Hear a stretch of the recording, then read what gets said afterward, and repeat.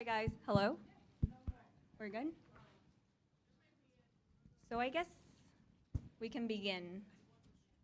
All right, we want to start off by thanking everyone that's here today, the panelists, the guests who are here, and those who are watching online. Hi. So welcome to Dynamic Dialogues, Breaking Barriers. This is a roundtable discussion with Asian MTA executives who are breaking down professional barriers. And since it's Asian Pacific Heritage Month, May, we thought, why not celebrate it by hosting this event? It is TransportAsian's first event. I wanna say it's TransportAsian, all right? Yeah. Thank you.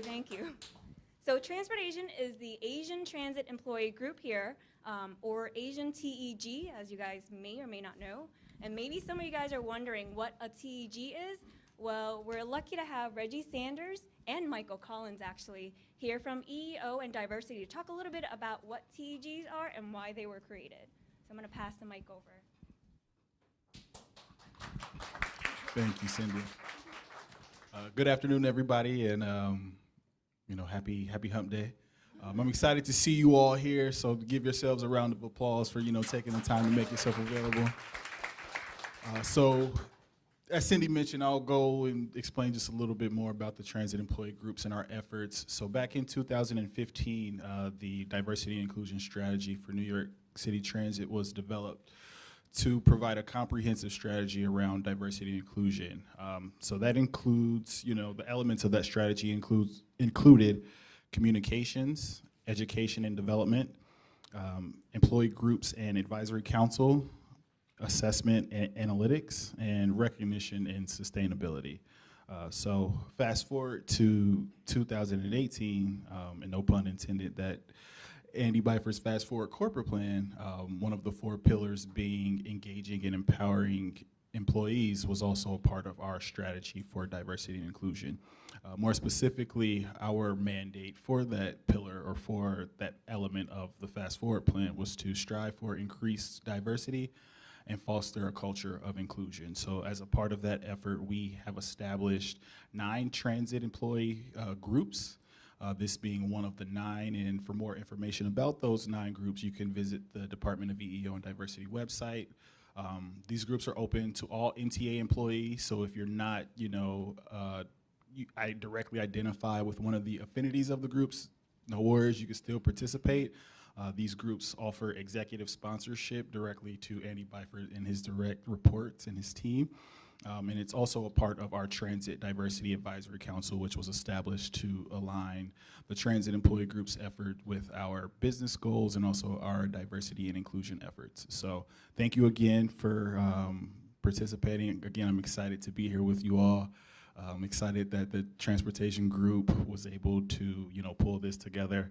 They were one of the last groups to be finalized and established, and with very little, lead time, was able to pull this together. So again, the transportation group members, please also give yourself a round of applause.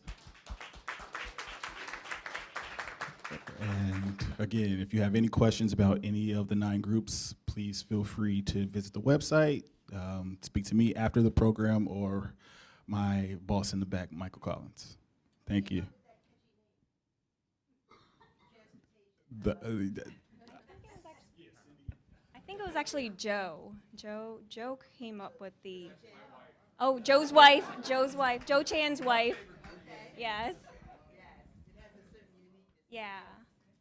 So now that you know a little bit what TEGs are, I want to talk to you more about what our group, TransportAsian, does. The purpose of this group, and I'm reading this straight out from our application because you know what? That's set in stone, and we want to fulfill that. It is to foster the development of meaningful cross-cultural connection for Asian employees and to actively promote a better understanding of Asian cultures for all employees. The TEG will create an inclusive, supportive, and unique experience to actively celebrate Asian heritage and culture. And we plan on fulfilling the group's purpose by having more events like these, like the one we're having today, and workshop for personal and professional development. With these events and workshops, we're able to educate the workforce on the diversity within the Asian culture as well as challenges the community is facing. We also want to connect with our customers, and especially Asian customers, by participating in community events like, for example, marathons, parades, and like volunteer organizations maybe in the future, you know? So since, you know, Reggie mentioned that there are other TEGs in the agency, we will want to work with them and maybe hold joint events in the future so we can learn more about like the different groups that we have, and then we can also make the people feel more connected as a company, which, you know, I think it's not as connected, I feel like, but now we're going to become more connected. It's a great way to meet new people because when you're in a department, you're probably just like meeting the people that you work with, and now it's a great way to meet other people outside your department and network. So if you're interested in joining the group as a member or someone who wants to be involved in planning any of these future events, please write down your email address. I think there are like sign-in sheets. You know, write down your email, your names, or you can send me an email for those that are watching online. My name is Cindy Lam. My email is cindy.lam@nyct.com. So, yes. All right. So with us today is our executive sponsor, Sally Librera, Senior Vice President of Subways at MTA New York City Transit, and she would like to say a few words.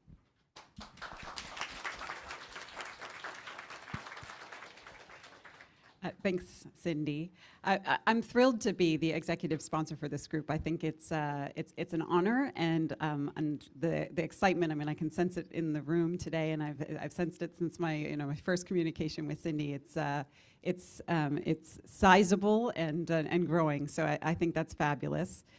I certainly do know a fair amount in terms of the breaking barriers theme is one that I am personally very attached to, and certainly running the subways department is one where it is absolutely critical that diversity and inclusion is at the forefront, because we serve 5.5 million people every day who walk through our stations, who travel on our trains, who experience our system in 5.5 million different ways. And so the more diverse our team at all levels, the better the customer service that we will deliver.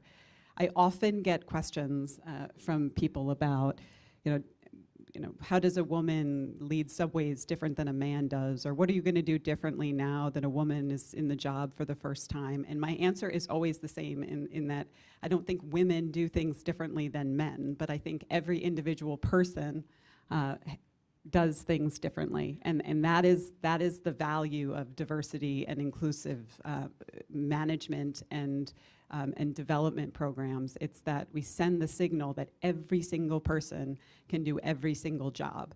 And the more that we do that, and the more that we have those conversations and those partnerships and that level of dialogue and that variety of perspectives and background going into everything that we do, the better our system will be. So I see this program and this group as being a wonderful catalyst for even more of that. And I'm really looking forward to hearing from the panelists today.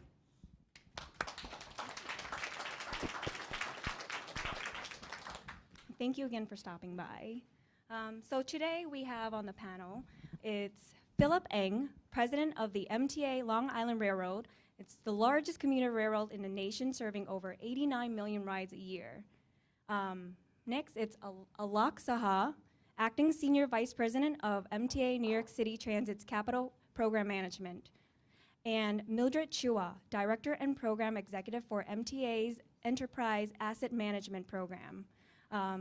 Jay Patel, Chief Financial Officer of MTA New York City Transit, was supposed to be here with us, but she had an emergency, so she'll be invited to speak at future events. Well, thank you guys for making the time to come and speak with us. So even though these three panelists have different backgrounds, they are top MTA executives who are of Asian descent and have broken barriers to be where they are today. And I guess let's begin the discussion. We'll pass it on to Shati. Okay, hi, I'm Shati Khan. I will be kind of moderating this dialogue that we're going to have today. So I guess what I want to ask first is if each of you could kind of briefly describe the career path you've taken to get to your current position, especially your journey of how you got to the MTA and your journey within the MTA. So Phil, do you want to start off? Sure. I think to talk about my journey, and I don't know how long you want me to talk. It could take the whole day. But I'd like to actually go back before even working in professionally. You know, I had an opportunity to talk at several other Asian Pacific events, and it's exciting when I start to think back that a lot of what I like to project is what I learned from my parents at home.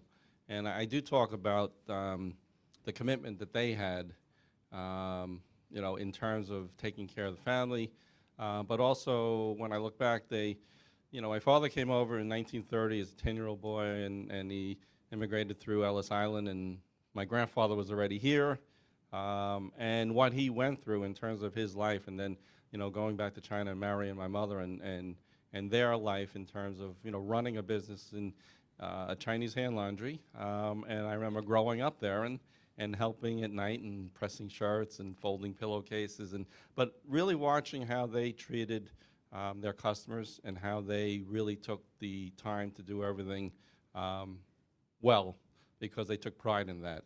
But also their work ethic, because I joke about it.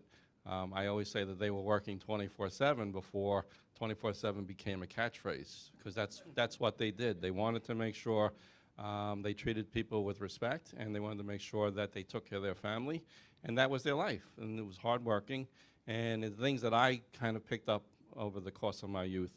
And when I had an opportunity to graduate from school and start working at New York State DOT back in 1983, it's a long time ago, my neighbor, the candy store next door to their laundry, very close friends of my parents, their advice to me was always carry yourself well every day, you know, because every day you're being observed.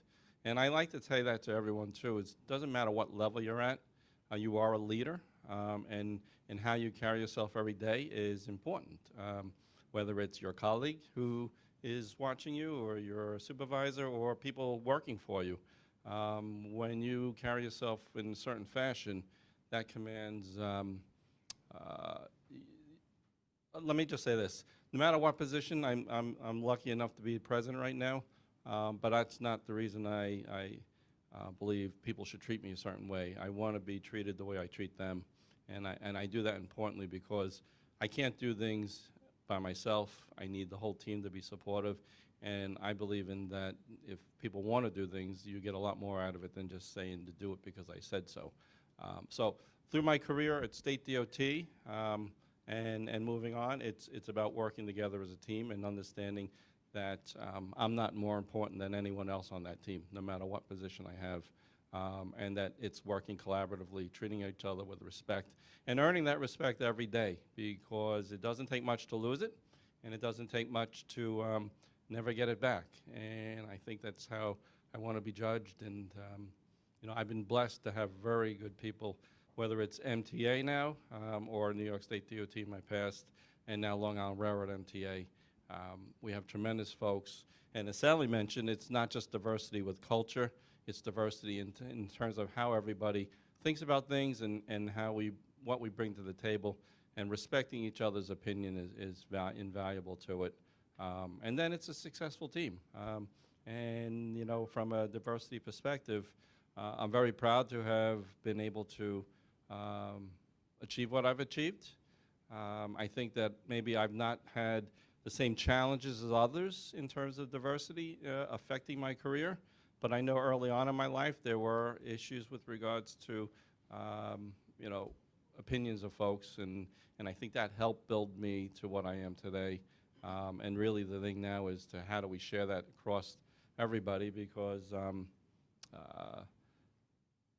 it's being as a team and understanding that we are culturally different, and understanding the things that go with it, but then realizing how at the end of the day we work together, and those challenges in terms of understanding each other's unique lifestyles is part of how we succeed. So without taking too much time, I'll pass it on to Alok. That was great. Thank you.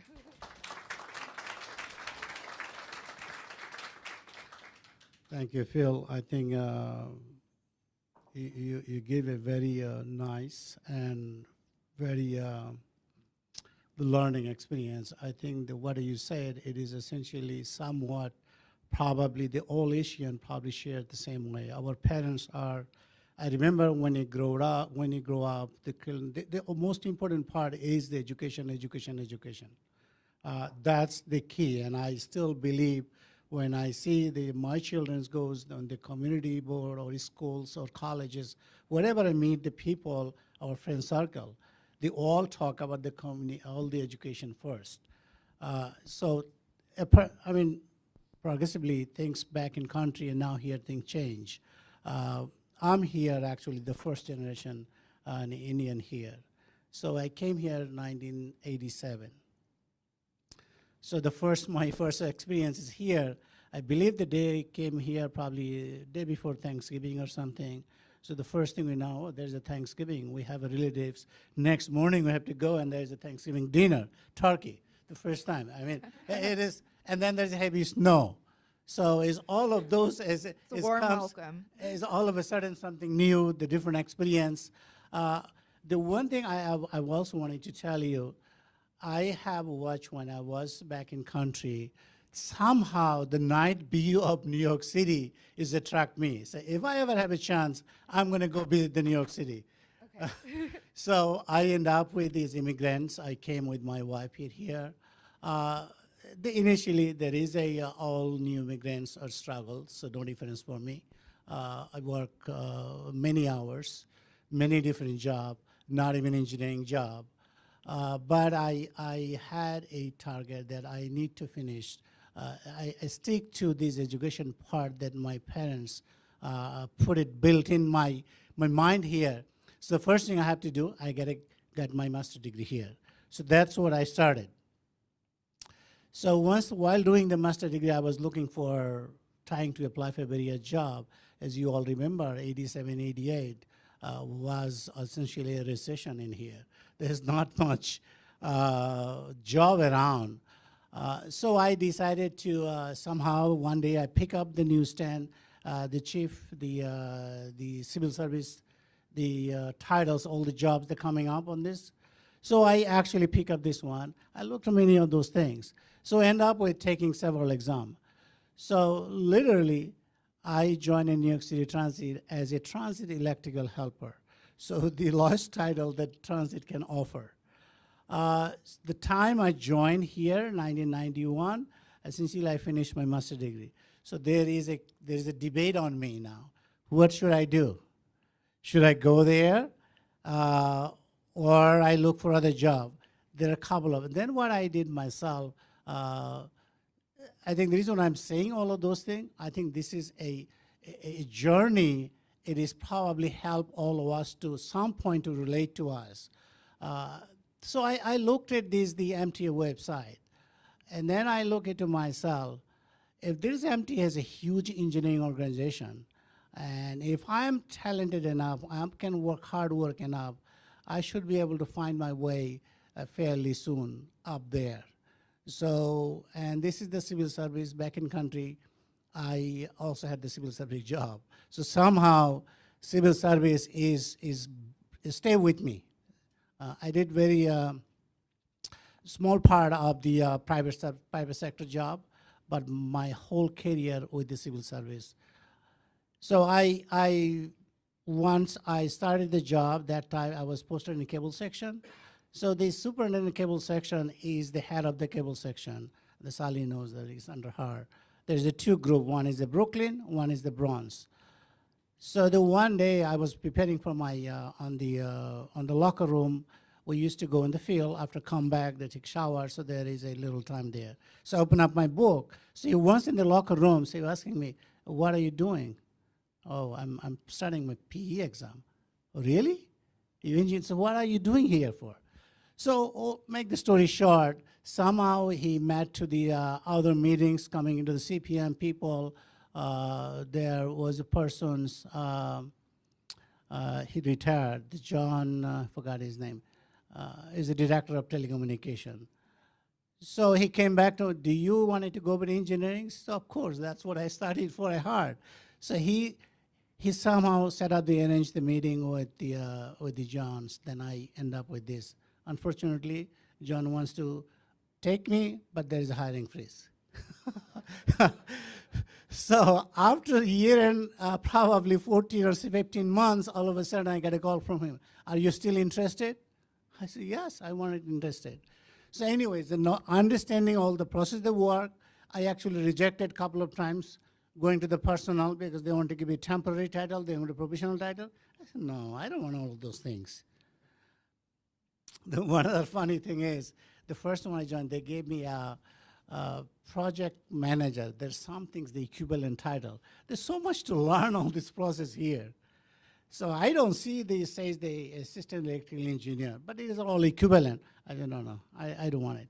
I rejected. So the engineering department called me, what are you doing here? Is this the same thing? I said, nobody explained to me that. Anyway, I started my journey there in CPM 1.5 or 2 years later from MOW to the CPM. So I progressively, I work with the many people, many titles. I don't know how many times, more than a dozen times. I probably went to the personnel. I become a, my first job was actually on 207 Street doing the PBX job. All I know, they're giving the specs and drawing, here you go, that's your job. So now we have a different style.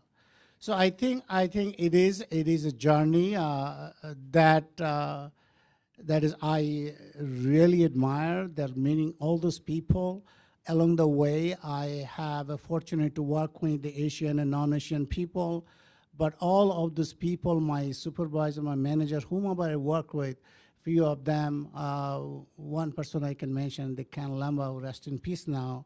Essentially, he taught me many things. He used to bring me his office. He used to tell me, look, you go make your decision if you feel you can do it. If you're right, it's on you. If you're wrong, I will support it. It's on me. So I learned a very, very, very strong message out of this thing. We all have to make a decision. If we do not make a decision, we actually don't know what is right or wrong. If a wrong decision is actually more positive thing to learn from there, is it something that you don't make this kind of decision anymore? So it is a learning process, but many way after Sandy, we got the Sandy. We need to have a core groups. So I was selected, fortunate enough, selected to Sandy. Tom was there. Fred Smith was there at that time. Tom was being the chairman. I mean, president of Transit that time. Tom Prendergast. So now I'm doing the CPM, the acting SBP. So it is all these people. If you wanted to see there is no barrier here. Absolutely, there is no barrier. We break all the barriers. It is all within us. How can we take ourselves, our talent? There is no barrier whatsoever. The transit is the best place. The diversity is wonderful here. So people here is actually supportive, but most important part, we need to show our part first. Do not expect the other will have to accept us. We need to make the first offer, make ourselves that other people see that what we can offer. So therefore, it makes it easier. It is always, when you go unknown place, unknown areas, unknown people, you are the one who has to make the first step. That makes it easier for others to accept. So I'm not going to take too long more time, so I'm going to pass it on to Cindy. Thank you.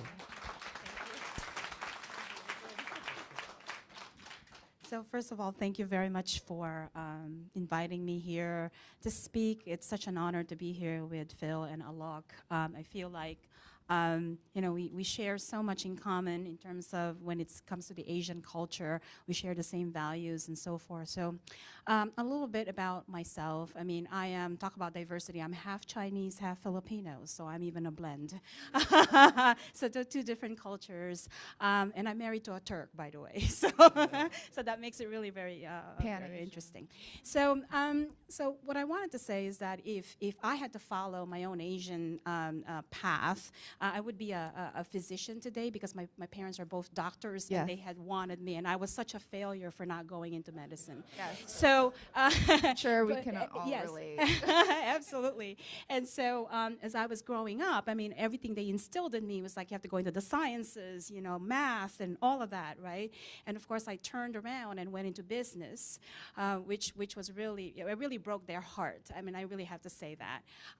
But I'm going to talk a little bit about my career, but in the end, now today, they don't feel that way because now they said there's just as much honor in not being a physician as it is for many other professions out there.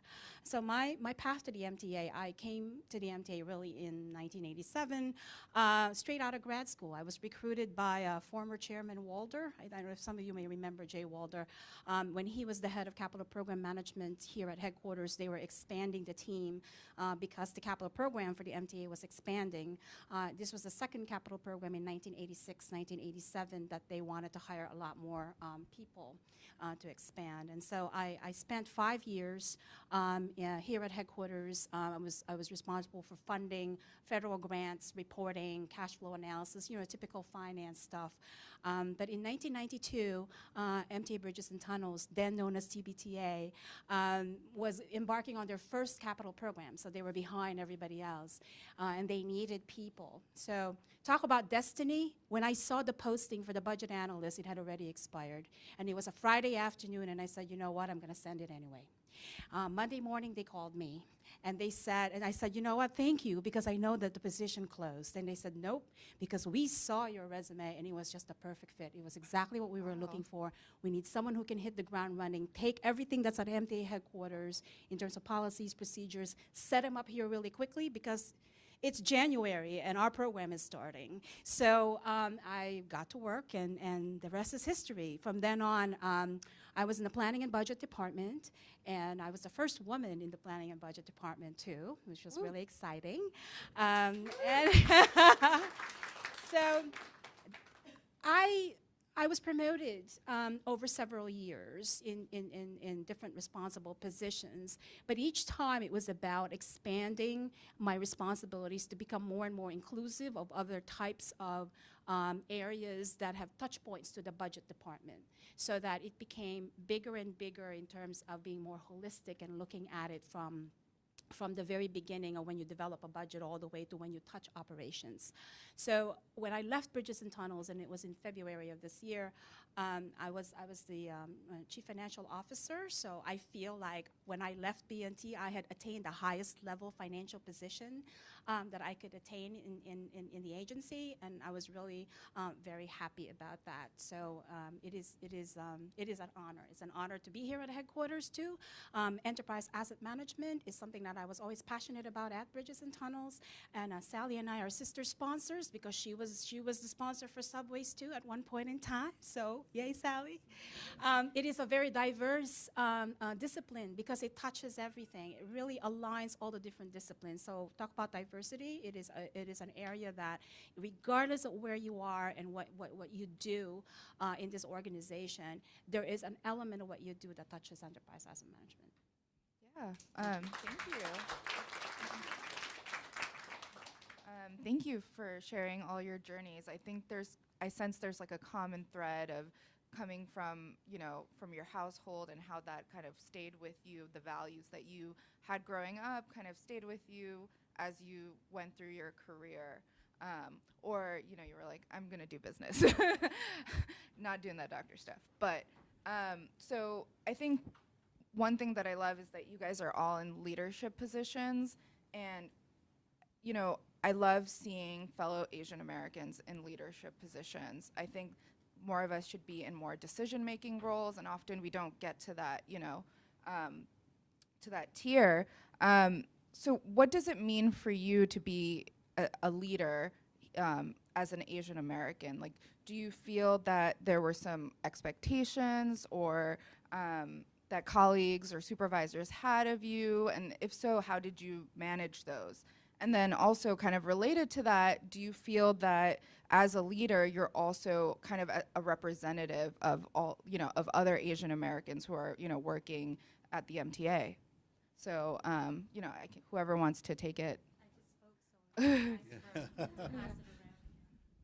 So, I think one of the things about being a leader, being Asian American, is, and I don't know if it's just the background on which it is. I think in any role, in any culture, if you're going to have an opportunity to be a leader, and I said earlier, I think you don't have to be the head of a team to be a leader. You still demonstrate leadership skills and how you conduct yourself. And that's kind of the way my approach has been, is to take people's advice, talk to people, and then I think Alok mentioned it too. You have to be willing to make decisions, right? And sometimes decisions are difficult to make. That's why you get a leadership role. And not everyone will always agree with decisions, but you make decisions that is in the best interest of the objective that's trying to be solved.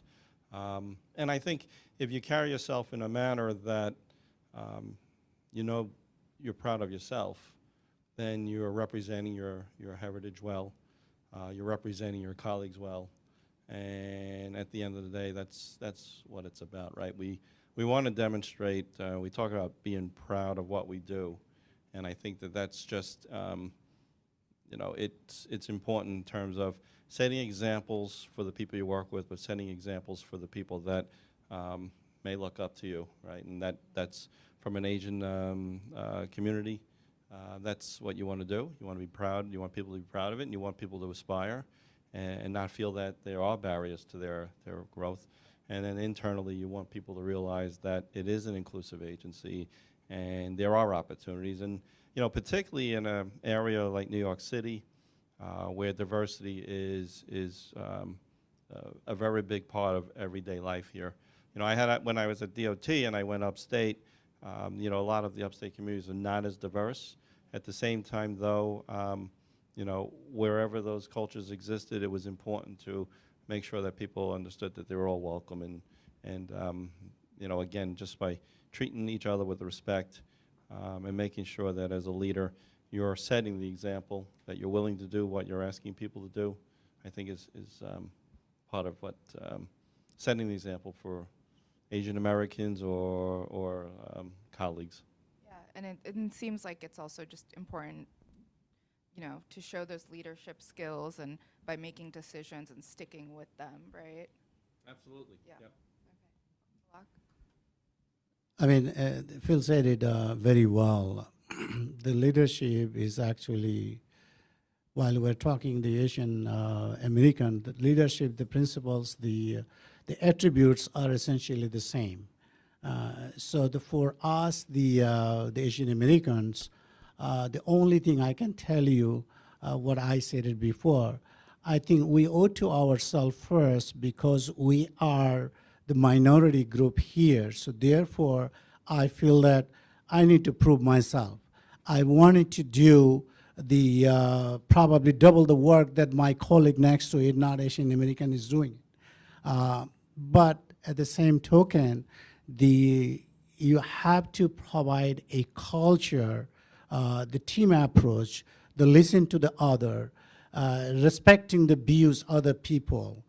These are the very basic, and you want it to be truthful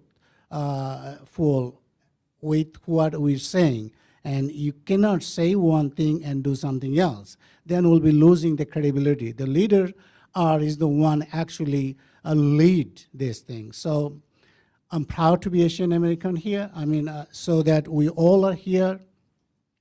That most definitely is the one that other can look to see, follow the journey. They can inspire themselves such that the hard work, the talent, and the approach. One thing I would always say, no matter what we do, whether as a different stage of the life, we actually do we exhibit some of those leadership, whether we call it or not. When you are in the school, high school, you become a class captain, a monitor.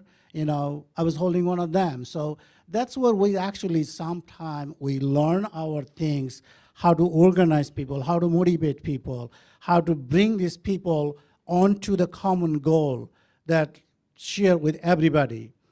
The very first, all the time I said the New York City Transit, I open up my past when I work with the different division, different other people. Look, all of our passes say New York City Transit. It doesn't say anything else. So therefore, is everybody's here is in the New York City Transit, we all have the responsibility. What is the best for the transit? What is the best for the riding? What is our most motive that we provide the reliable service? We provide all the things that the customers and our employee. So I think it is a culture that we build up. I think I believe, I'm proud to say that. I believe people now accepting. In America, I believe the Asians are more acceptable now on their talent, on the hardworking, all their the respectfulness, the partition. You go not only the technology field, actually is growing other field as well. So I think it is something that we all should be proud of this one. It doesn't build one day, but someday it will grow and grow and grow. I think that Puram here, it is essentially supporting for that part. Yeah, and I think representation has a lot to do with it, and so seeing more Asian Americans in leadership roles goes a long way, because then someone who's starting off can be like, well, one day I could get to, be the president of Long Island, to get to those. Exactly, role models, representation, things like that. Mildred? Yes. So for me, leadership is about helping people be the best that they can be, because if they are, then they will really perform and be a team player and so forth. So so there's a saying, like I think it was Maya Angelou that said, the people may forget what you've said or what you've done with them, but they will never forget how you made them feel. And as a leader, I think, the best we can do is touch the people that we work with, that work for us, and encourage them, because you inspired them then to become the best that they could be. So as an Asian American leader, it's very profound for me, because there is always this stereotype about Asians being quiet. They don't speak so much, they're more about community and being in a group, so they don't quite want to stand out. And so being a leader means you have to actually break all that, right? And so you have to almost teach yourself how do I not stay there, okay, and stand out and express yourself, because there's nothing wrong with expressing yourself, but it is about the culture, because the culture is about being, community and being together. And I don't know what you think, but it is something that when we were growing up, it's like, oh, well, you don't say anything, right, what yeah. I mean? Don't be the different opinion, right. and that kind of thing. But sometimes it is healthy, because you have to express your ideas. Yeah, So. and sometimes, you have a great idea and it doesn't get said, right? Yeah, okay. Phil's got other commitments in the Thank you, next room. Phil. Thank you, back. though. Thank you very much. He'll be back. Thanks. Thank you, Phil. So it sounds like there's shared pride in our heritage, and so kind of going along with that, I wanted to ask a question about, so for people who are kind of early in their career, in the middle of their career, who kind of want to progress, but maybe don't feel, included, or aren't working in in a group or something that actively promotes diversity. What kind of advice do you have for them, in kind of, like you said, kind of breaking that stereotype, that mold of, okay, well, I'm just going to work hard and be quiet, What kind of advice do you have for people who are kind of trying to break that mold? Do you want me to take? Okay, so I think it's important to really be confident and be yourself, and know what your strengths are, your weaknesses are. I mean, so that if you have to express yourself, you could really stand firm, because you know yourself very well. And I think a lot of times, and I know personally when I was growing up, it was very difficult, because again, when you're part of this whole community and group and shared values and everything, it's almost like, I don't want to say a sin or a crime, but to stand out was always something that we, that was not desired so much, right?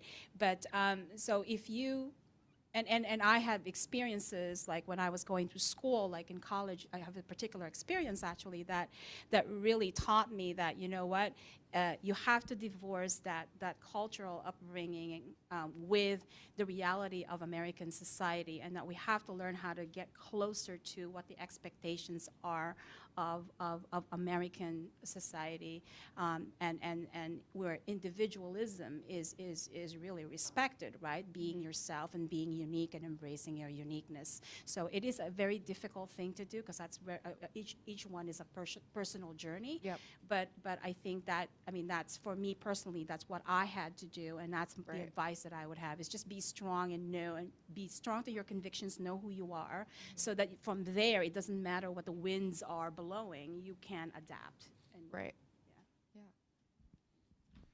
So I'm going to add to what she said. For those people, the starting or the early stage of the career, I think there is no substitute for hard work. You always want it to be a part of the team. You don't want it to be seen as a negative. We sometimes we want to be smart, but try not to be over smart. So that is going to be a problem if you try to over smart. Over smart means that, oh, I am the best. No, I am not the best. Until somebody comes the best, you will know it. So therefore, you also wanted to give it, while you need to be confident of what you're doing, but keep a benefit of doubt that there is every problem has a multiple solution. I just come up with the one, but somebody may be coming up with a different one that may be better than mine. Just because I was not able to figure it out what it is, doesn't mean I have to stick to this one. You will have your one, but you should be able to be accommodated one. The other thing I would say that be truth. Whenever you take the information to your supervisor or the manager, make sure you give the full story, not the story that may interest to the supervisor manager. Because if you don't give the full story, you are putting your supervisor manager at some blind spot there. It will be difficult for the person to take that information to elevate or give you a decision. And the decision may not be a complete decision. So I would suggest that whatever you know, be truthful. Something you don't know it, look, I don't explore this one, I'm not sure, the other people did it, give it the full story. I don't know whether you may or may not know, there used to be Maisa Nagaraja. He was the first president of MTACC, he was the SBP for CPM. He always wanted, look, story is good or bad, give me the full story. That's what I did, and I would suggest that you guys also do same thing. Other thing is that keep yourself always open. Try not to take any idea or something, the new things to change. Believe me, change is always a good thing. Change is definitely a good thing. I can tell you myself, when I left this cable section coming to the engineering, I was debating myself because that time, 1992, I took a $3,000 salary cut to come to engineering here. So I don't know anybody of Nobin Segur, no, he was the head of the subdivision C, used to call on the CPM. So I met him on the J Street. J Street used to have the 10th floor there, the personal. So one day the foreman was the SBP, I was coming in front of him. He was looking, because I had to work on the cable section. So our car, our truck was parked there. So I went to verify myself what happened to my application. Then he see me right away. So I hope you're not changing your mind, because he knew I was debating myself. So the question is, there is always a better things. It is the human natures that we get comfortable with, whatever we do, but you don't know what is the other thing can offer you. So be open to yourself, not only with the task you're doing, also the task somebody or your division, the department, or the transit would expect you to do. Just be an open. There are times you have to say no, but I think not in an early career. unless you so. I mean, there's a safety issue, other thing. I'm not going there. I'm sticking to the career point of view. So I think that be true to yourself, give the whole story. Always, always, I suggest that find a way to get things done. In this organization, you find millions of reasons, and all of them would be 100% valid. Why things doesn't move. 100% valid, I can tell you. I can give you many, many things why we cannot do, and every one of them would be 100% right. But that doesn't solve the problem. It doesn't help anybody. So try to come up with a way to solve the problem. If you have a problem, make sure you take a solution when you take the problem to the boss. That's what I'm going to suggest for the new people. Yeah, I think that's, it goes hand in hand with what Mildred was saying. Like, you have a lot of good ideas, be innovative, but then also be confident in those ideas and speaking out, speaking up about those ideas. So I'm gonna ask one more question before we open it up to audience questions. This one is a little interesting. So I don't like the word failure, but was there a time in your career that you considered, things didn't go your way? And which, some people would consider a failure. What did you learn from that instance? And kind of, if you could translate like that learning process into a piece of advice for everyone. I think the failure, to me, is some of the strongest point also. That gives the opportunity. Right. The challenge makes the opportunity. So I mean, I can speak for my part of this. We do the design and construction, building this one. There are many times the project doesn't go well. Right. Okay, so it is at some, when I think back when I was a field engineer, resident engineer, CM, or program manager or other executive, we all has a lot to do with this. Maybe something we should have looked at before, we didn't look at it. So therefore, I looked at those failure as a strength, is essentially lessons learned from those failure to move to the next projects, that this thing. So I have no issue with anybody. I think everybody can make mistake. No issue whatsoever, including myself. I have no problem, but I will have a problem if the same mistake appears again. Okay, that means we haven't learned from it. Right. So that's where I think the failure is a strength for the future, and which is the strongest one. So believe me, when sometime, if all the success you do, you probably may not remember it, but you do a success after the failure, that is going to stay with you rest of your life. You probably cannot forget that part because you learn hard way, very hard way, because something wasn't gone right. Now you fix it, and you see the other way to improve this thing. I think that's what I would say. Yeah, so learning from that mistake, I think, is also rewarding, right? When you fix what you did. Mildred. So I'm going to piggyback off what you said, wherein a failure can actually become a strength. And I'm going to dial back to like my grad school days, because it really has changed. I am who I am today because of that one experience. And so that experience was that I was taking, one of the courses I had to take was organizational management. And I loved that class because you looked at case studies about organizations, what works, what doesn't work, and so forth. We wrote papers, I got A's on all my papers. My quizzes were all like A's, maybe got a couple of B's here and there for the surprises, but for the most part, I was doing really, really well. Okay, at the midterm, we took an exam. I did very well on that as well, and then we were told to go and pick up sort of a progress report from the professor that, to let us know how we're doing and what your grade is at the midterm level.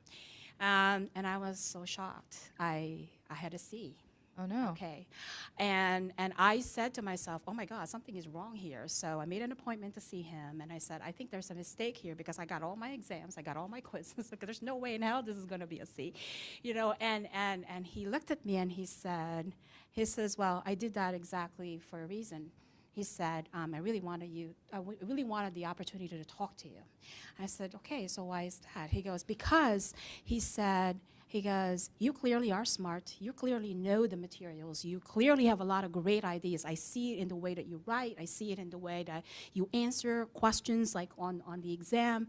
He said, but I don't see you jumping up there and joining the discussion in class. And again, that goes back to me. I'm an introvert. I don't like to speak so much if I don't have to. Part of that whole Asian stereotype about being quiet and mild and all that stuff, right? So I looked at him and I said, yeah, but this isn't right. I said, because if you're grading me on, I know. And he said, I wanted to just let you know that if you have all these great ideas, you have to share them. And the one way for me to actually tell you is to do this to you, because if I just said, let me give her a B, you might just accept that. He says, but the C, I knew you would never, and you would come in here and you would talk to me. And you know, that has changed me. So now that's in the back of my mind. I have to learn how to participate and speak more about my ideas when it is the right time. I don't want to be out there always just talking just for the sake of talking. But when I say something, I really want it to be of value. And I think that was the point. And I have carried that with me as part of my own personal development. Yeah. So. Yeah, no, and you know, that's, I think it also goes back to what you were saying about we always kind of just work hard and do the best at what's expected of us, but then sometimes we don't even realize, like, well, we can go beyond that too. That's right. And speak out. So he did change it, because Okay, there's no yeah. way that I could probably have sued him or something. Yeah, I don't know. yeah. He just wanted to get your attention. Just wanted to get my attention. Yes. Okay, well, thank you. We're going to open it up to audience questions. So does anyone have a burning question they've been wanting to ask? Now's the time. Don't be shy. She just told you, don't be shy. Yeah, I know. Exactly. Speak your mind.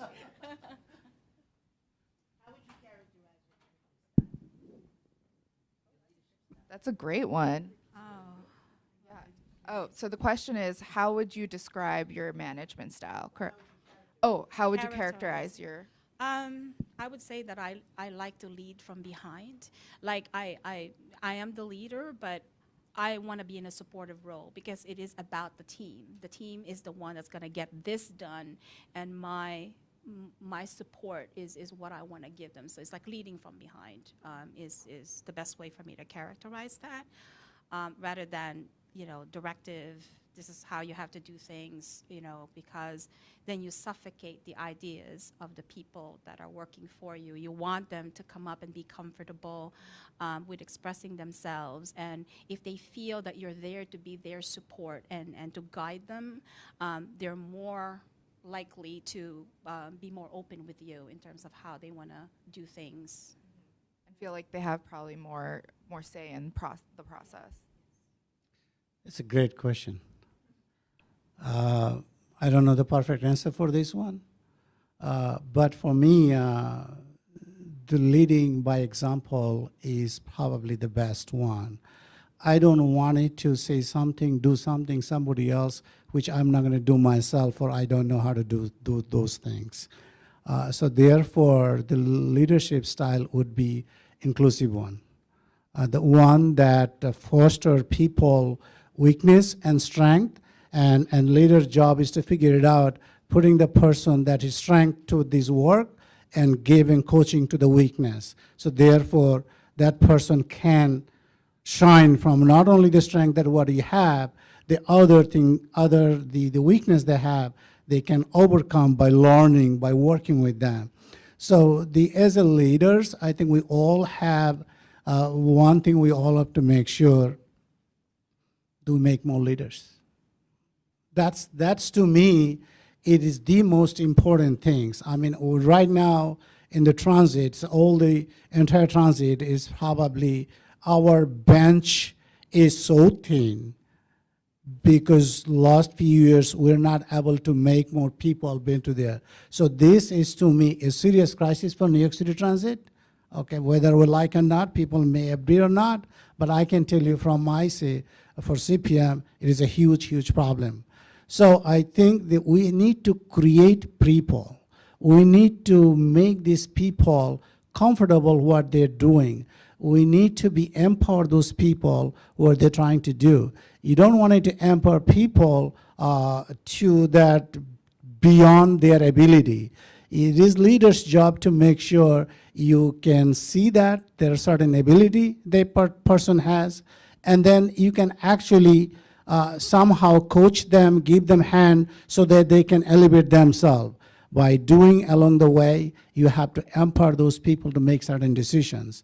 I believe there is no better way to make ourselves, the individual, be confident by doing it, seeing it, the result.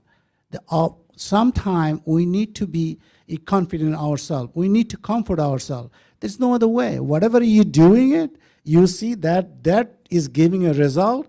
Now you know next time you will be more productive on that sense. So I think that's what I would say. Make it more people inclusive. Work with all these people. Look and see what these people had. Never wait for that to ask the question. So one of the things is, like we seek the assistance if you need one. Generally, it is to, we don't speak too much, generally, okay? That is some cases, it is probably putting us a little behind. I think we need to, it's not saying that you need to be aggressive on talking and all the time, but you need to be figured out, you speak up in the right time, or ask for help, do you need one? Or it is asking for help, you may ask a different way. You can go and give your idea. Some smart people figuring it out, giving so many ideas there, talk to them and come up with something hybrid idea that will solve the problem. That will be much better for transit, for what do you do. We spend more time working here, almost the same time. In some cases, we spend more time here than our home and with the family to some. I mean, that's probably part of the culture, at least the leadership here we have now. So therefore, we might as well make it enjoyable, what do we do? And I say to myself, I feel like I'm not gonna go transit, I'm done with it. Because there's no point of coming here forcefully. You should be doing things that your internal generate, but that's on us, on every individual people, to make that self-interest to grow. So if for that, do not give up. You never should give up anything. If something's not working out, it is always tried. I'm gonna give you one simple example. When my daughter was very small, was 4 or 5 years, we used to take her in the park. There is the bar, it's the jumping. So she tried several times, and she used to cry, oh, I cannot do this, I cannot do this. Then I used to lift her up, hold her, then she got, oh, I could do it, this one. So it's a very simple thing. To this day, me and my wife is talked about this. She was so crying, oh, I cannot do this, why cannot do this thing? Everybody else do it. Mm-hmm. Everybody else is older than her. But I think, don't give up. Okay, yeah. Okay.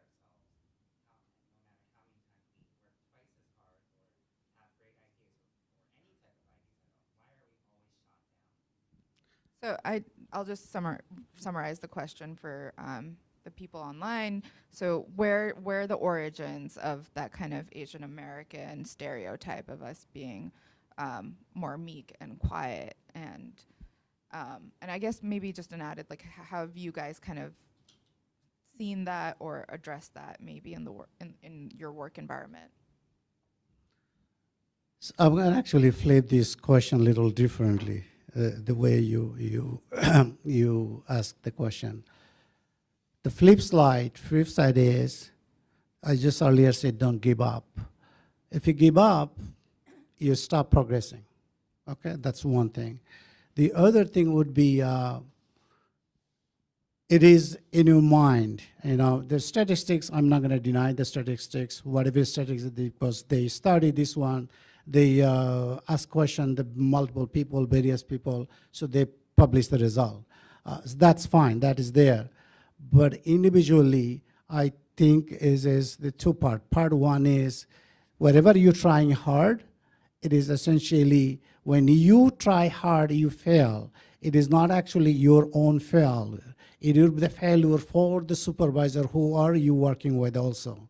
So I feel that if somebody is not shining with the full potential, they're doing this, then I said, I have obligation. I am failing. Not that the person working for me is failing. Maybe he's failing on his mind.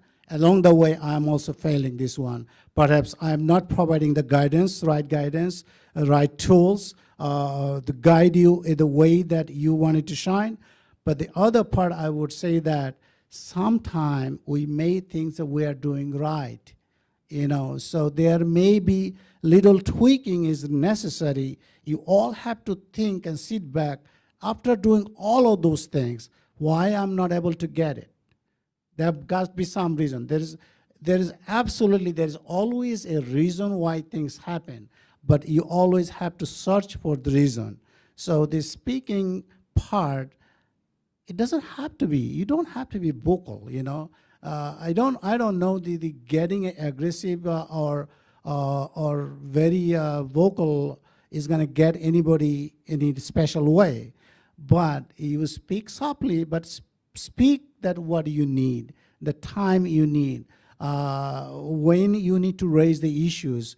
You speak in a way that you always leave an open something that somebody can jump in to provide their feedback.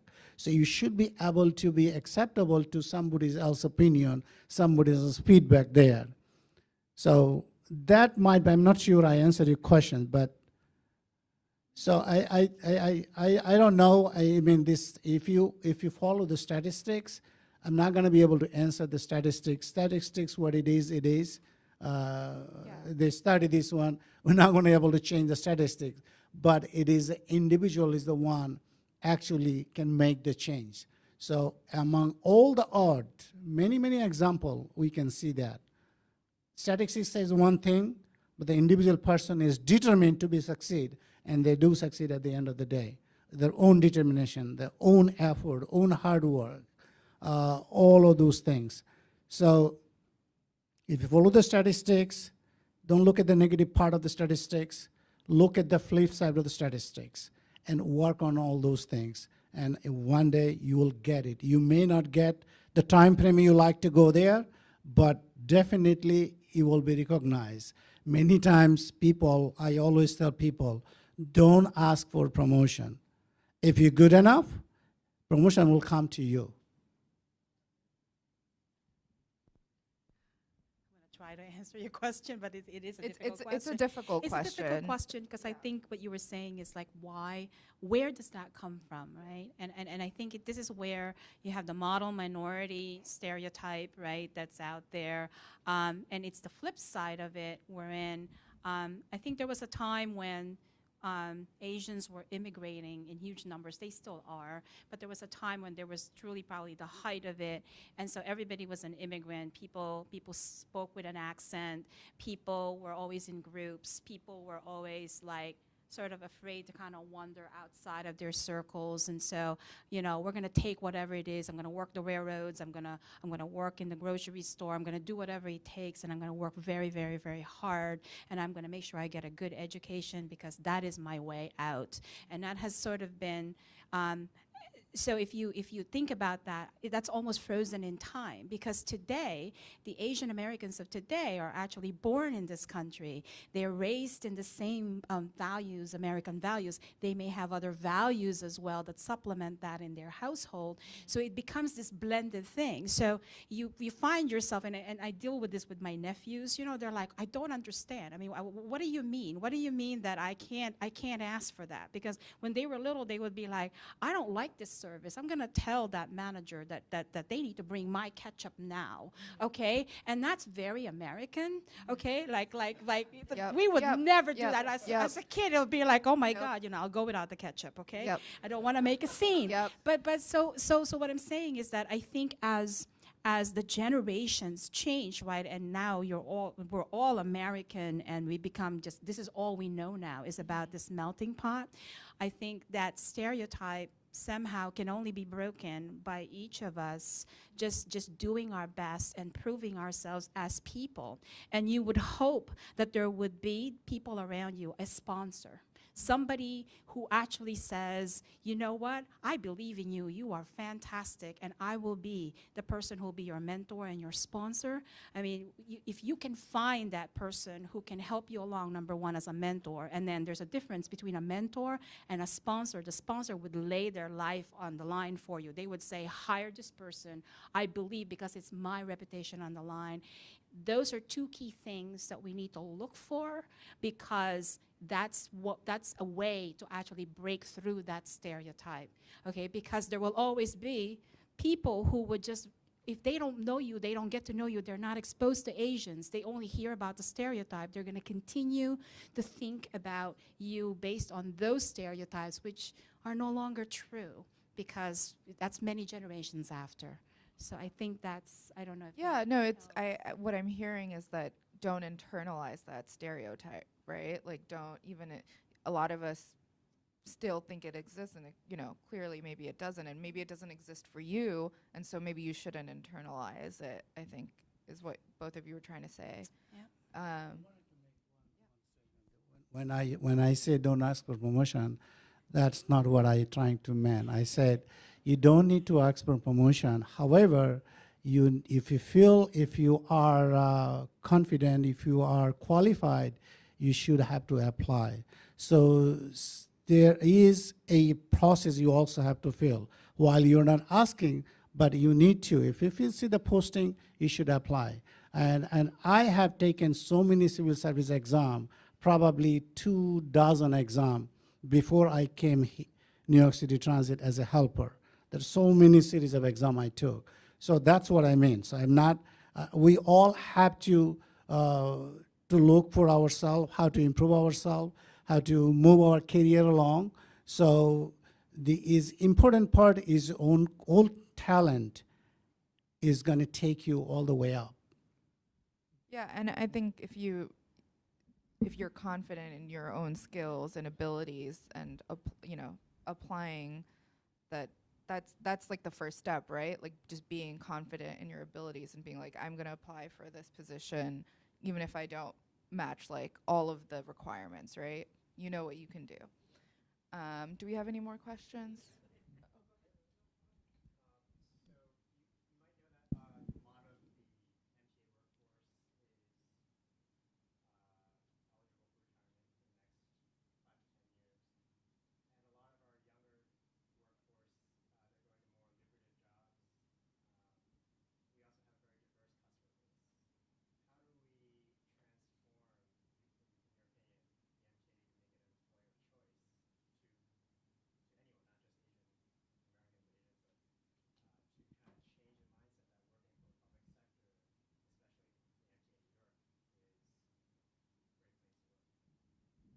So just to repeat the question,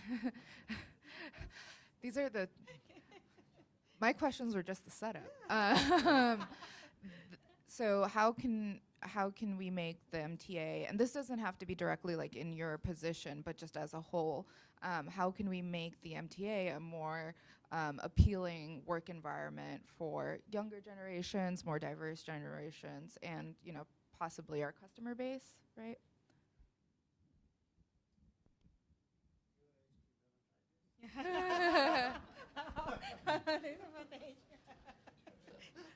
That's only for a few months, you know that, right? Yeah. So I think we have to, what we have to do is we have to understand the motivations of the workforce of today that's outside the young people of today. What motivates them, right? Because right now, and I'll bring my nephew again, my young nephew, who basically said, I sit around and with all my parents, and Dexter T is my brother-in-law, so he works at the BSC, and I just hear them talk about retirement in a couple of years. It's like, is that all people ever care about? Is retirement, and you have to work for 30 years in order to retire? And so that comment just tells me that we're projecting the wrong thing out there right now. Our generation is projecting this incorrectly. I mean, if we came home and we talked about, I had a fantastic job, I met, somebody who came, like the president, or let's say the president came and visited and wanted, or the governor, and was looking at all our stuff, and it's very, very interesting to them when it's something they can connect to practically that's out there. So I think that we need to look at our programs, like how do we operate, first of all? We're a little bit, well, I shouldn't say a little bit, we're archaic when it comes to systems and innovation, okay? Every young person out there is at their fingertips, data, systems, okay? And here it's all still manual processes, databases that are old, right? And we need to transform ourselves also to make that appealing to them, because they're going to be like, I'm going to come in here, and they're like, what? You mean I have a desktop? Can I just like have a tablet, because that's really all I really want? Google Glasses so I can do my data. I mean, that's the kind of thing that motivates them. And so unless we're able to project that the MTA is going digital, or the MTA has, does this innovative thing, robotics, I don't know, I'm just throwing things out now, it would make those young people say, I want to work for them. I mean, you could be a maintenance worker, right? And now I know at subways they're rolling out mobile tablets to do inspections. I mean, that's exciting. I mean, if I'm a maintainer and I want to take a test, and I'm going to hear that, by the way, New York City Transit, the inspections are all automated, and you get your own tablet, and it's very easy. It's not like you have to fill out pieces of paper. I mean, a young person might say, I'm going to take that test. I think I want one of those jobs.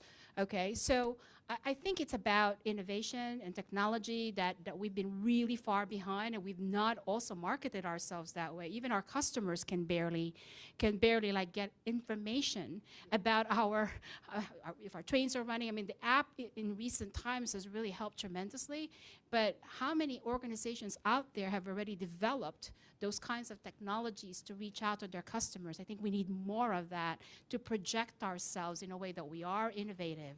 Okay, we are the future, and therefore, hey, work for us. And they're going to be like, yes, I want to work for you, because I want to be part of that innovative future.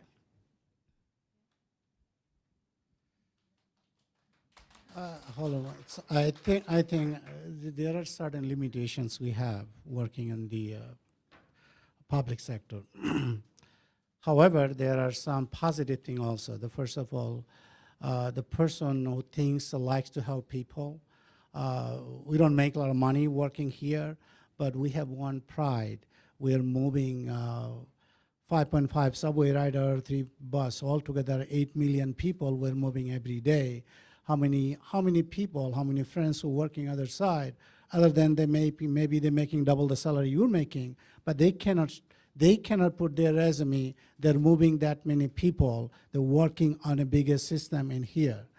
I think the one important thing is that how can we do it? We are transforming. Actually, the transformation has started, the technology transformation. The new generations has a technology friendly. So we need to be our approach of the work, the daily approach, whether we do the project management or do the maintenance work, operation, all of those needs to be now adjusted to the technology that are evolving in 21st century. So I think the MTA, the transit has progressing that way. There are other things also, how can you motivate people? The one thing I can tell you, when you go out there and talk to the people, the part of the things that the Andy has started, the president of Andy Byford, he takes his executive, the staff meeting to the people on the throughout the city. I think, and he also come to meet and the various divisions on the team. I think that goes a long way. So last time I went to the, where did you go, Libunia shop, right? So the people there are so happy. This is the first time they ever see President of Transit visiting their shop. So that goes a long way. You're building up the connection. Listen, money is one thing. Everybody needs money for some basic need, okay? After a certain point, money doesn't do anything. You need many other things to be interested in your job. I think that's where we need to focusing on. I think that our HR is now getting them that way, why the transit should be employer choice. Yeah, I think those are two very valid points. Room for improvement in terms of technology and innovation within our company, but then also there are some added, benefits of working for public sector that we don't always necessarily think of. I think we had one last question from Sally.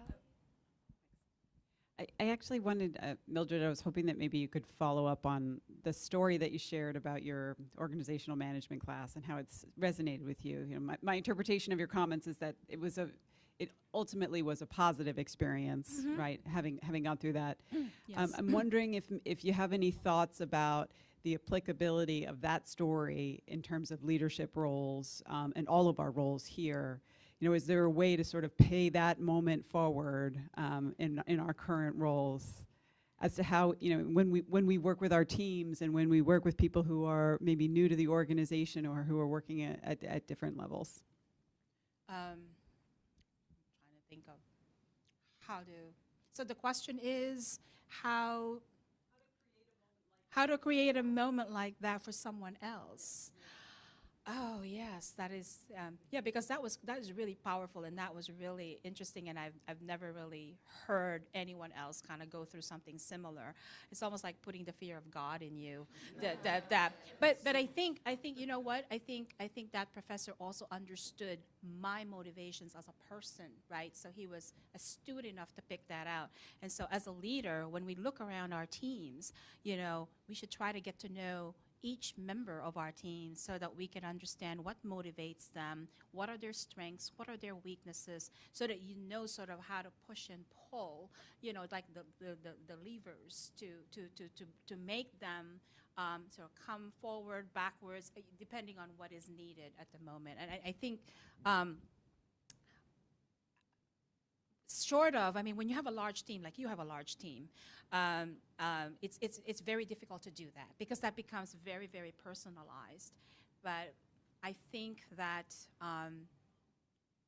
if you had your direct reports, and let's say there's 6 or 7 of them, and you can work with them and instill in them this process, and that they can take it forward with the people that work for them, I think it'll be effective.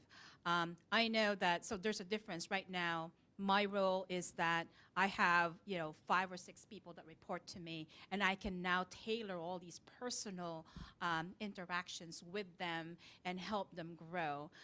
But when I was the CFO, I could only do it to the first tier, but I also tried to identify even at the next levels who some of those people are that actually could use some of that interaction, that guidance, that coaching, because I think it is really even more powerful because they don't even expect that you're going to get to their level to pull them out.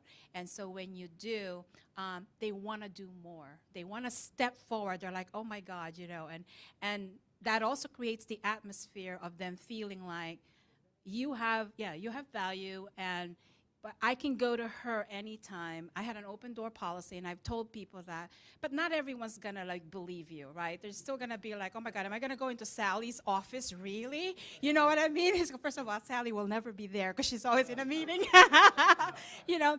But I think the more though that you're able to reach out to these people, they will begin to feel that comfort, and the word will spread around that, yes, you are there for them as a leader.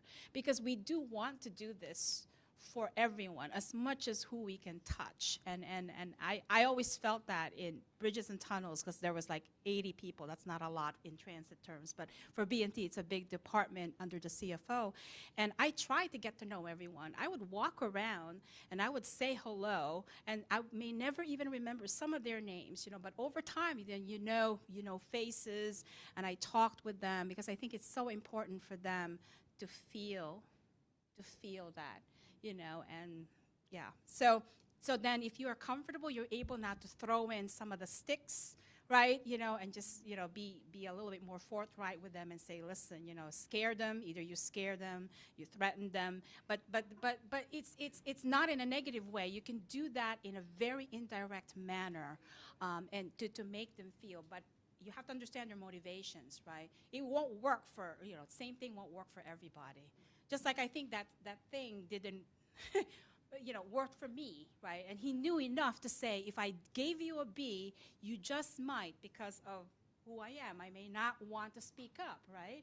And just accept it, because a B is not bad. A C is horrible. So that will make you come to me, kind of thing. Yeah, so I think that's a good, yeah. I hope I answered Yeah. that. So get to know them before you scare them. Yes, that's right. Get to know them before you scare them. Okay. So I think that's all the time we have, right? Okay. So I just want to thank our panelists. Thank you guys so much, and I also want to thank, you know, Eric, Joe, Cindy, everyone from TransportAsian for putting on this great event. We hope to have so many more. Yeah. Thank you, everyone. Oh, and thanks, Sally. Okay. Thank you. Thank you, you for everyone. having us here. I think it's a great gathering. I think it gives us as an Asian American, gives a forum, and we should take full benefit of this one to move forward, make it bigger. So hopefully someday we'll have the bigger room there. All these people will be there. I think we should do that. I think it's important that we do that. We bring more people here. I mean, and actually, it is open for non-Asian American too. Yep. I think we should be able to bring. I mean, this is the one media we not only gathers Asian people here, but it is a diverse. So therefore, everybody should be in here. Yep. So thank you, Sally, being in sponsor here. So here we got non-Asian part of the team, and the game is the part of the team. So Yep. collectively, we shine. Thank you. Thank you. There's so many cookies left. Please help yourself. Oh, and thank you, Reggie, too, for and Michael Collins. Yeah.